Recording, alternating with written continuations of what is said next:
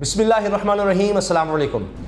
पाकिस्तान में हम देखते हैं कि हम एक तरह से इन्फीरियॉरिटी कॉम्प्लेक्स का शिकार हो चुके हैं, यानी हम कहीं भी आगे नहीं बढ़ सकते। पाकिस्तान में कुछ ऐसा नहीं है कि दुनिया में हम दिखा सकें कि देखें इस चीज़ में हम दुनिया में सबसे आगे हैं। हमारे पास कुछ नहीं, इदारे तबाह हो गए, बदहाली, बेशुमार मसाइल। यहाँ पर कोई इदारा ऐसा नहीं जिसको हम पेश कर सकें दुनिया में कि जनाब बड़ा ज़बरदस्त है। लेकिन इस अंधेरे में, इस मायूसी में एक ऐसी खबर आती है कि एक उम्मीद दिला देती है पूरी कौम को। बस रैपिड ट्रांजिट जो मंसूबा आया पेशावर में बड़ी मुश्किलात का शिकार रहा, बहुत इस पर बात हुई, मजाक उड़ाया गया, मजाक उड़ता रहा इसका।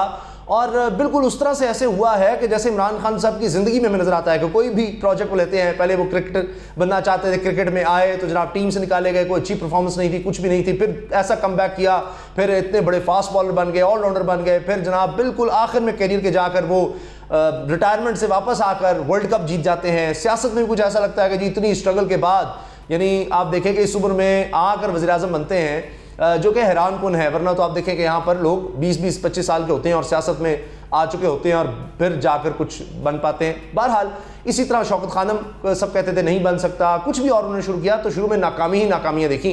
लेकिन होता यह है कि कोई एक अच्छी इनिंग्स पूरी टीम को जिस तरह उठा देती है, कोई एक अच्छा मैच। तो अब बस रैपिड ट्रांजिट सिस्टम पेशावर में आया, अब आलमी सतह पर उसको गोल्ड स्टैंडर्ड रेटिंग मिल गई है। गोल्ड स्टैंडर्ड रेटिंग यानी ये पूरी दुनिया में 7वां मुल्क पाकिस्तान बना है, 7वां मुल्क। और एशियन ये जो है ADB पाकिस्तान, उसकी तरफ से कहा गया है कि Pakistan Peshawar is now officially first in subcontinent, third in Asia, 11th city globally to receive gold standard. Doctor Walter Hook, member of the technical committee that evaluates world class BRTs, यानी बस rapid transit जो होते हैं transport systems हैं, उनको ये देखती है committee, presented the standard to KP's minister Kamran Bangash today, congrats. तो अब आप देखें कि ये सब कॉन्टिनेंट में पहला पाकिस्तान मुल्क बन सका है। एशिया में आप देखिए तीसरा है, या तीसरा शहर है इसको कह सकते हैं। अब यहाँ पर चीन भी है, रूस भी है, जापान भी है, कैसे कैसे तरक्की याफ्ता मुल्क हैं कि जिसमें आप देखिए, और दुनिया में 7वां, क्योंकि 100 में से 97 नंबर मिले हैं, मार्क्स मिले हैं। इसमें देखा जाता है कि खवातीन कितनी जा रही हैं, कम आमदनी वाले तबका कितना इस्तेमाल कर रहा है, कितने लोग इसमें सफ़र कर रहे हैं, खुसूसी अफराद के लिए क्या सहूलियात हैं, खवातीन को किस तरह से यहाँ पर आप देखें अलग सीट्स हैं। और इससे आप देखें कि वैसे तो इसकी खामियां पहले जिस तरह गिनाई गई वहाँ से आते हैं, और कितना ये पाकिस्तान के लिए बड़ा है ये अवार्ड मिलना आलमी सतह पर।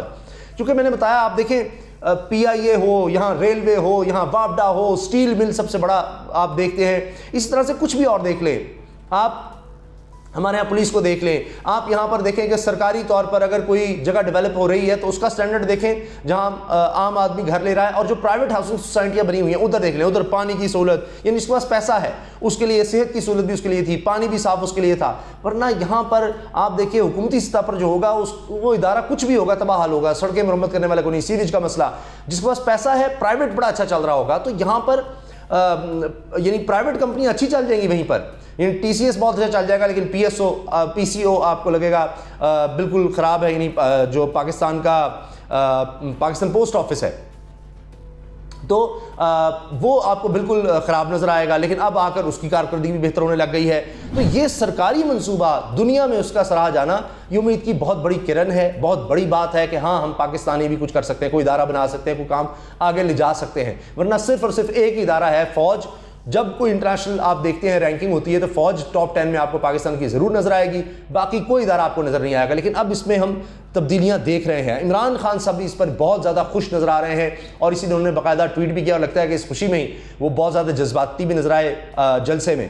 तो उन्होंने भी ये कहा है कि ये अपनी नौयत का मंसूबा इतना ज़बरदस्त है कि इसी की वजह से आप देखें कि हर सतह पर इसको सराहा गया। जब से ये मंसूबा शुरू हुआ अगस्त 2020 में 7 करोड़ 10 लाख अफराद ने इससे फ़ायदा उठाया। रोज़ाना तकरीबन 2.5 लाख अफराद इससे फ़ायदा उठाते हैं। ख़वातीन की तादाद इसमें तकरीबन पेशावर में होते हुए भी 20% है। 60% का ताल्लुक ऐसे लोगों से होता है, यानी मुसाफिरों का ताल्लुक जो कम आमदन वाले तबके से हैं। ये सब चीज़ें इस स्टैंडर्ड में देखी गई हैं। जो 97 इसको मार्क मिले हैं 100 में से, ये यानी इंटरनेशनली ये नज़र आया कि आलमी सतह का है, तभी तो इसको ये गोल्ड स्टैंडर्ड अवार्ड मिला। और इसमें यह कि जी बाकी कई जगहों को आपको कई जगहों पर जाना है तो आपको कई ट्रांसपोर्ट में तब्दीलियां करके कभी रिक्शा, कभी बस, कभी कुछ लेकर जाना पड़ेगा, तो इसमें वो नहीं है। सहूलत बड़ी साफ़ सुथरी है और खुसूसी अफराद के लिए भी इसमें रखा गया है। तो ये देखा जाता है कि किस तरह का मनसूबा है, कितना काबिल अमल है, कितने लोगों को इससे सहूलत मिल रही है। तो एक एक चीज़ इसमें नोट की जाती है। और शुरू में बहुत मसाइल आए, नाकाम हो गया, हर कोई इस पर बात कर रहा है कि सबसे नाकाम ये इमरान खान साहब शहबाज शरीफ साहब से कंपेयर कर करके कि जी 49 अरब का मंसूबा 78 अरब रुपए तक चला गया, 6 माह में मुकम्मल होना था, 25 महीने लग गए, कई दफ़े इसका डिज़ाइन तब्दील हुआ, बहुत सी तनकीद इस पर हुई। और यकीनन सब लोग कहते हैं जी इमरान खान इस तरह के मंसूबे बना ही नहीं सकते, कोई इनमें सलाहियत ही नहीं है। लेकिन अब इंटरनेशनली इसको रिकग्नाइज करना तो फिर ये लोकली तो नहीं है। ये उसी तरह है कि जिस तरह अक़वाम मुत्तहिदा में वर्ल्ड हेल्थ ऑर्गेनाइजेशन की तरफ से पाकिस्तान को सराहा जाना, जराइद में पाकिस्तान को सराहा जाना कि वबा के हवाले से दुनिया में जिन ममालिक ने बेहतरीन काम किया, जिस तरह अपनी इकॉनमी को संभालने में, तो हर जगह पाकिस्तान टॉप पर नजर आया। टॉप पर पाकिस्तान का एहसास प्रोग्राम, उसको बहुत ज़्यादा आलमी सतह पर अक़वाम मुत्तहिदा, यानी अब उससे बड़ा इदारा तो कोई नहीं हो सकता इंटरनेशनल, जिसको सब मानते हैं। अब आप देखें इसी तरह से सस्टेनेबल डेवलपमेंट गोल्स 2030 के बारे में पाकिस्तान को सराहा गया। अब माहौलियात के लिए जिस तरह पाकिस्तान काम कर रहा है उसमें पाकिस्तान को सराहा गया। तो ये बहुत बड़ी बात है। ये अवार्ड मैं समझता हूँ ये कोई इमरान खान साहब का या खैबर पख्तूनख्वा हुकूमत नहीं, ये पाकिस्तान का है। इंटरनेशनली पाकिस्तान को रिकग्नाइज किया जाना, ये मानना कि पाकिस्तान भी आलमी सतह की, दुनिया में जो तरक्की याफ्ता तरीन ममालिक हैं उस सतह की सहूलतें हम देख सकते हैं। ज़रा नम हो तो मिट्टी बड़ी ज़रखेज़ है साकी। तो हमें मेहनत की, लगन की, शफाफियत की ज़रूरत है, आगे बढ़ने की, नाउमीद नहीं होना। हालात बहुत मुश्किल हैं, बड़े मसाइल हैं, लेकिन अगर इंसान हिम्मत रखे, आगे बढ़ता रहे, कोशिश, नीयत साफ़ हो तो आगे बढ़ा जा सकता है। तो ये एक बड़े मायूसी के दौर में एक बड़ी खबर आई है कि कोई इदारा पाकिस्तान चला सकता है, कोई मनसूबा पाकिस्तान चला सकता है। अभी कराची में जिस तरह शुरू हुआ उसको बहुत ज़्यादा सराहा जा रहा है। तो इसमें ये देखा जा रहा है कि एक तो लोगों की पार्टिसिपेशन बहुत ज़्यादा है, ख़वातीन के लिए भी अब इसका इस्तेमाल करना, ख़वातीन को बहुत ज़्यादा मसाइल होते थे पेशावर में एक जगह से दूसरी जगह जाना, और उनके लिए जो ज़ाहिर है कोई पढ़ाने जा रही है, कोई पढ़ने जा रही हैं, दीगर अपने कामों में जा रही हैं, हॉस्पिटल्स में ज़ाहिर काम करती हैं, दीगर जगहों पर जो ख़वातीन काम करती हैं, उनके लिए भी बड़ा मसला था। तो ये पेशावर में हल हुआ है और अल्लाह करे कि अब ये पाकिस्तान के दूसरे शहरों में जहाँ पर है ये मनसूबा, उसको भी इस तरह अवार्ड मिले, उसको और ज़्यादा बेहतर किया जाए और बाकी तमाम बड़े शहरों में ये सहूलत जो है आए, जिस तरह कराची में आई है, हर रूट पर आए और इसको बेहतर किया जाए। इससे ज़ाहिर है कि बचत लोगों के लिए भी है और इससे ये कि जी आप देखें कि आलूदगी में भी कमी होती है। तो आखिर में मैं बस ये अर्ज़ करना चाह रहा हूँ कि शायद यही बात है कि इमरान खान साहब इतने खुश नज़र आए हैं, इतने ज़्यादा खुश नज़र आए हैं कि उन्होंने इतनी जज्बाती तकरीर कर दी है मंडी बहाउद्दीन में।